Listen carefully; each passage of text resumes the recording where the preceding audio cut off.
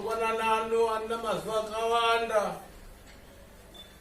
Saka tinotenda netikumana zvaengore ra019 rino nyama nemweya zvichifambirana kufarungana vakweko kumana neuyu mwiri watenzi nekumwe ropa rake munofanira kusangana naro mwiri watsvene wakarurama vasina mbosa zvachapomerwa. Kana aripo iye anoziva kuti inini handina kururama, enda ugadzirise mhosva dzako. Kana uchimwa nekudya iwe usina kufanira, uri kuzvigadzire mhosva yekoraswa ndiyo, pedzisira uchate huni dzekugehena.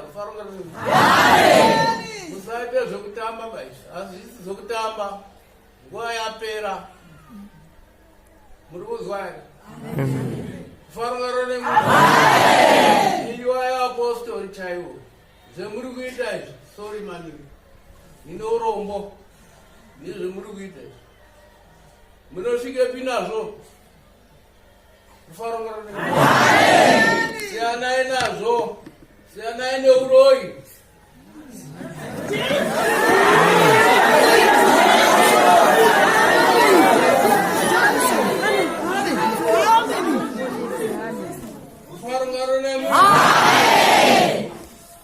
Izvo ndinoti pakupedzisira ndinokumbira kuna Ishe Jesu kuti apo munodzokera kumamisha kwenyu mudzoke zvakanaka sekuya kwakamakaita. Hatidanhane rumba endai zvinyoronyoro ndo zvinoda Ishe.